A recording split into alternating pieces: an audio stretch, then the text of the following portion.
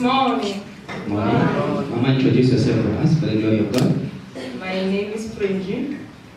I'm from Sudan. My friend, what did the Lord do in your life? It's about the prophecy from our pastor. One day while we were praying at the mountain, our pastor told me that I see you moving from your work.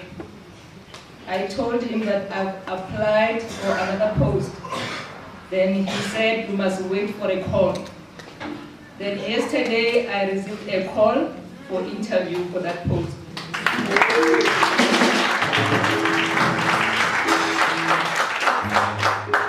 The second one, my daughter, she's suffering from asthma, so we didn't sleep on Friday. Saturday morning, we went to mountain prayer, and then when I get back home, she was praying. I thank God for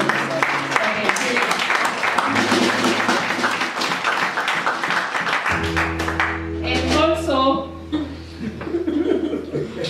I want to thank God for His mercy on my mother. She's turning 75 on Tuesday. My name is Jeanette from here in Pretoria. What has the Lord done for you? I want to testify to the goodness of the Lord that He has added another year to my life. I turned 40 years on Tuesday.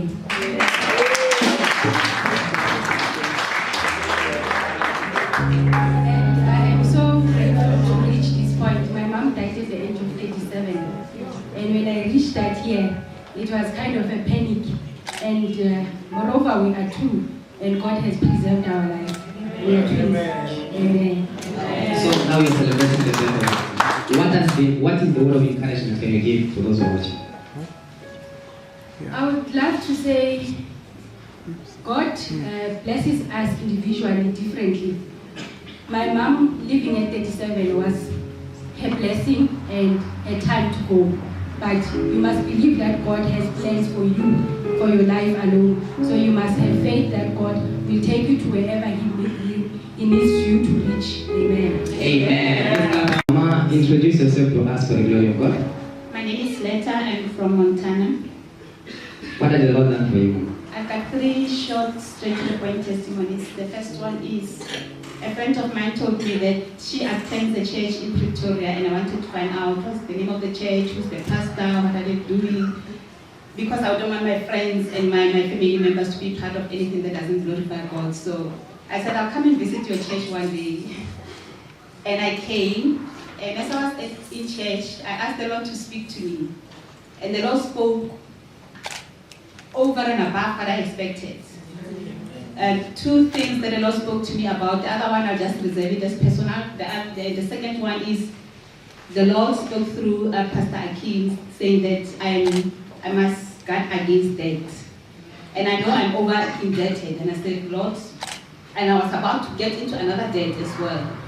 So he said, he said it 3 times, guard against debt, guard against debt. Then I decided, okay, I'm not going to go for that other debt, because the Lord wanted me, and He spoke actually more than I expected. Then the following week, the Lord said, go and plant a seed. I said, but Lord, you just told me last week that I must guard against debt. So it means I'm over indebted, I don't have money. Then the Lord said, go and sow a seed. Then I obeyed. I sowed a seed, and on Wednesday I went to attend the Bible teachings, Bible studies. And in the Bible study, Pastor touched an area about Abraham,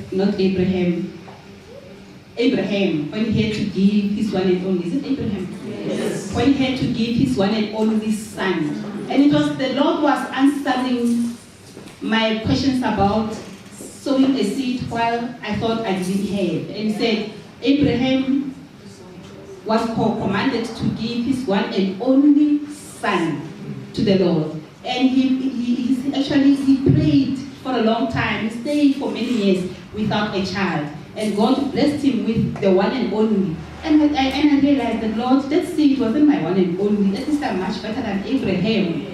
Then I thank God for it, that he actually answered me again.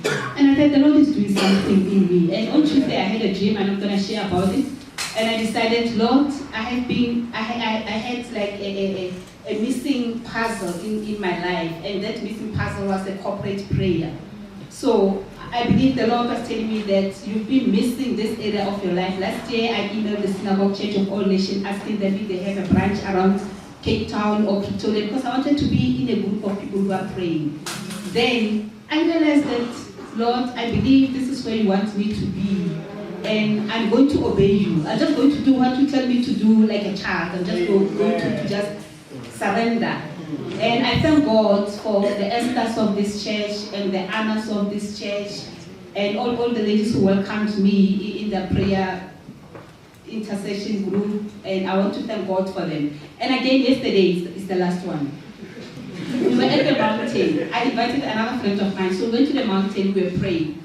And as we were praying there, Pastor made a very, very strange altar call. I've never heard of that before, like a prayer call. Then I didn't go. I was at the outer circle and they were in the inner circle. So it was the ladies, and he was praying for the mother-in-laws.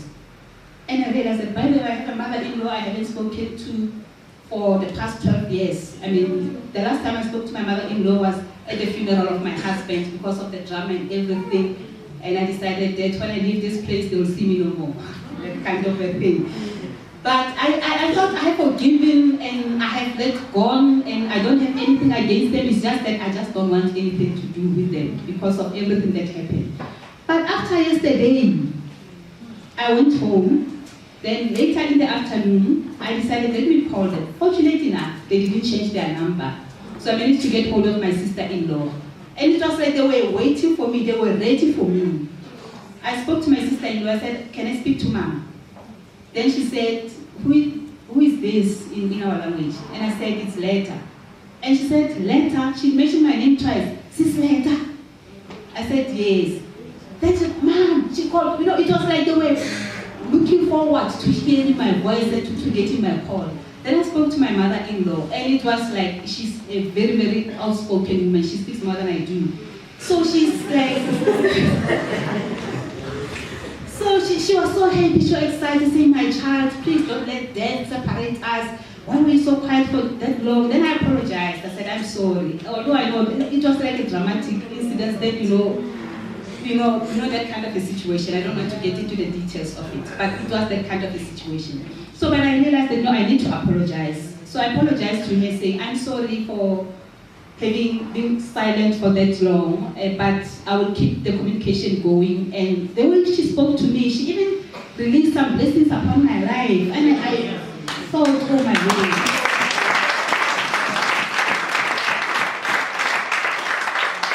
Driving from Pretoria to Polokwane immediately, because when someone speaks something good to you, you want to hear more of that, and it's like I realized that okay, these people, they still love me. It was just they were going through a mourning period and they didn't know how to handle it. I was also going through a mourning period. I didn't know how to handle it. So it was like we parted ways. So I thank God for yesterday's prayers that after so many 12 years is a long time. If you had a child then the child would be a teenager already. So it was a very, very long time. So I thank God that after all that, we reunited with my... Will you introduce yourself to us, Mama? My name is Patricia. I'm from Joburg. Can you give us your testimony? I would like to thank God because He did something really great for my family. For the past 2 months, I had a sister who suddenly came home to my mom's place, and then she said she's not going back to her husband. And everybody was wondering, why don't you want to go back? And she said, I've had enough of my husband. And then I told Pastor about it, and Pastor prayed for me. And Pastor was always saying, don't worry about your sister. I prayed for her, everything is fine. But from the way it looked like she was really home to stay. And I was always saying, Pastor, look now what's happening. Pastor was always telling me, be calm. And I was like, Pastor really doesn't know what's happening. So on Sunday, when Pastor prayed for me, he said prayed, he just told me that be calm. And when I reached home, my sister, she always asked me what the pastor said. And I told her that the pastor said be calm. And then she said, oh, okay. If the pastor said that we should be calm, then we should believe it, and then it will come to pass. Then it was around 7 p.m. Then my brother-in-law, he called me and he said that he was going to my mom's place. And he said, I'm going to get my wife and kids. And I was like, oh, really? And I said, okay, it's fine. Then you will let me know what happens then. Then he went to my mom's place and they had talks there. And I'm happy to say that they went back yesterday to their place. God restored them.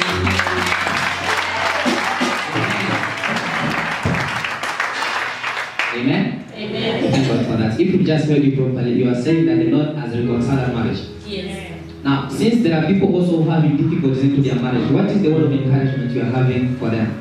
I just want to encourage people that, God has the final say. We may have our thoughts, but, God has the final say. We just have to believe Him. Amen. Amen. Let God please introduce yourself to us. Good morning, church. Good morning. And my name is Monica Ngumane. Would you give us your testimony, Mama? I'm standing here for the second time. The first time I came here, it was about my sister who was in hospital. She couldn't wake up, she couldn't talk, in those kind of a thing. So I did explain that I met the pastor on the way, and then he gave me drinking water, and I ended up going to the hospital in the Bongo. So the first time when we went there, I prayed for her, and that way she could react in that way to say that I hear what you are saying. For the second time again, because I was in and out after I came here, I was in and out to that hospital. So somebody in the church told me that, look, you have to go back there. You have to finalize what you have started. So I went back there again. My sister was out of hospital. She was talking, although she was still in pain. But what I realized is that Satan kept on scaring us. Because after she could speak, but she has something on her lungs that she could no longer breathe in and out, like the lungs were damaged, something like that, and it was a kidney on the other hand.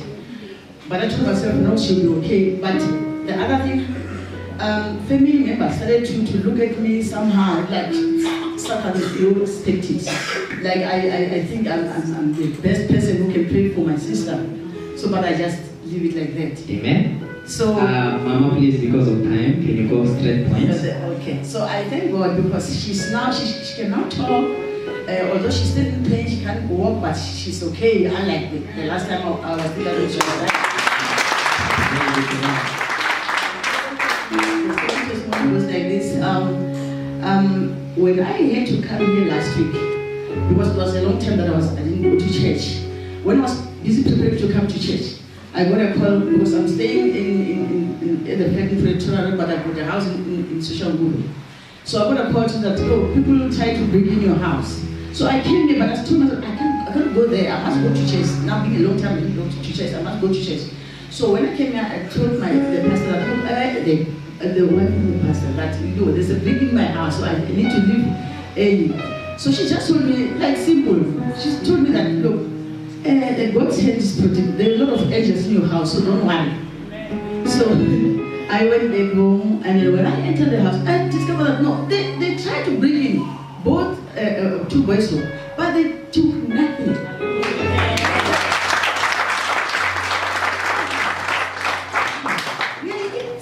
It's true that angels were here, but they took anything because that kettles, milk kettles, TVs, and a lot of things in those 2 rooms.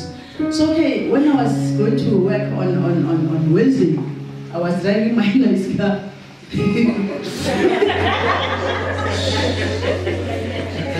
So when I reached Mayville here, I put a petrol, and when I had to go out from that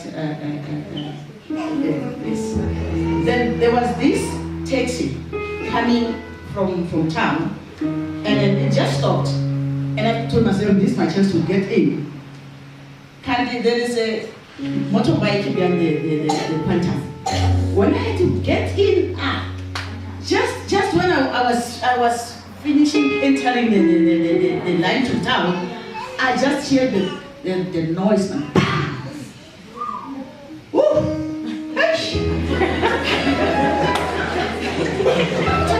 What is going on? Me with so many debts. My God, where are they? When I looked at the right hand side, that guy was going up. Was flying. He was flying, and the time was coming to me. It was also flying because that scooter was.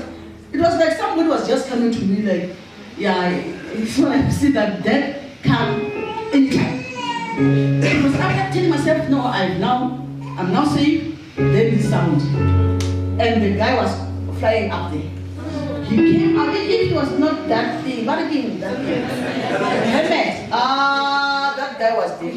That guy was dead. And I was just like, God, and it's my car. Who kicked the person? Because when he fell down, he spent almost 10 minutes lying there. And I was also sitting in my car, couldn't even get out. When he went up, he then came to me to come and check on me. And I said, God, thank you so much.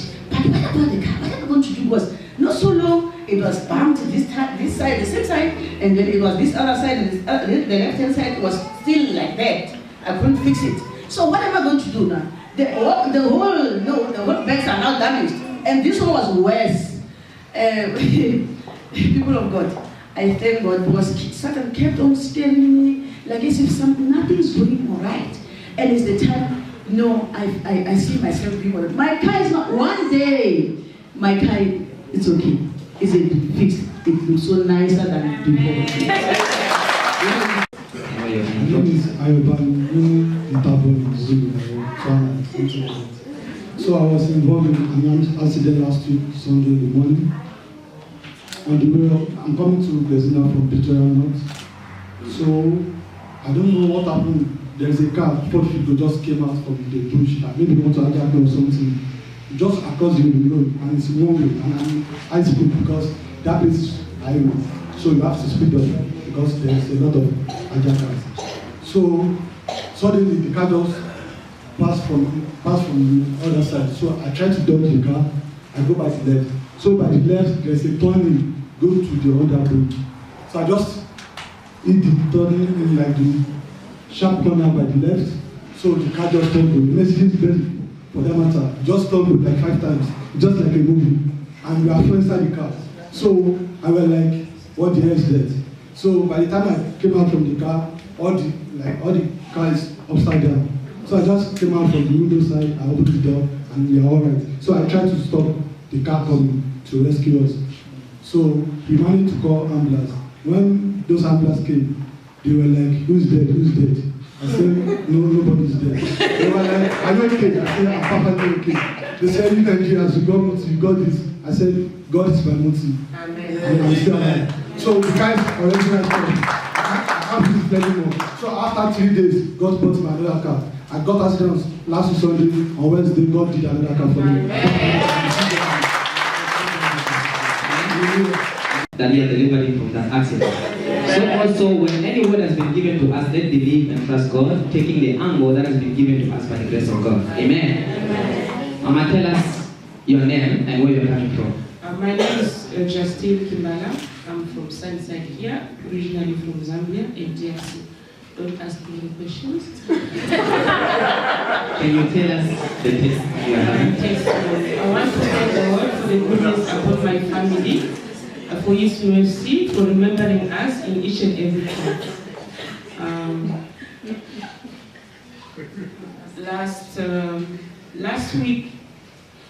Last month, my sister was booked for the operation. She was having cancer for the womb, uterus. Yes. And she was supposed to be on operation last week, Friday. We come from different churches. I grew up in a Catholic church, most of our families, and she was the only one who went away, and she's right now a Jehovah's Witness. So each and every time when she's having a problem, she would call me, and we'll talk and we'll pray together. But this time she was like insisting, please just tell your pastor to pray for me. I said, there's no problem. So I called Pastor. She's a French speaking.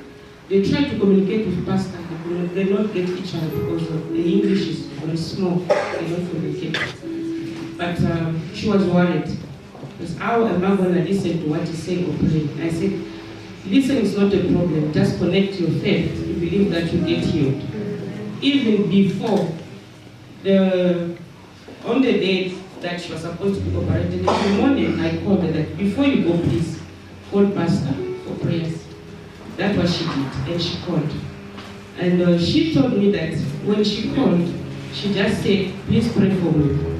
And that's what Pastor did. Pastor did not ask any question or did anything. Pastor prayed, and amen, amen. Before the operation, they said, we can't just operate, let's check first. And they checked. They found that there was nothing.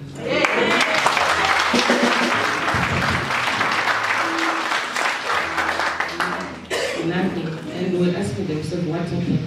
But she's booked again. So to go and check, I believe that the God that did it, this time He will do it again. Amen. I'm also asking for all your prayers, please, to be upon my family. We're going through a lot. I can't go into details. When you see people around smiling, you don't know what is going into their hearts. Amen. What is the word of encouragement throughout what the Lord has done for your sister? The word of encouragement is that just your faith is enough. Believe and get connected to the Holy Spirit. Because the Spirit that rises dead from the dead, He said is with us. It's living in us. Just believe and everything will be alright.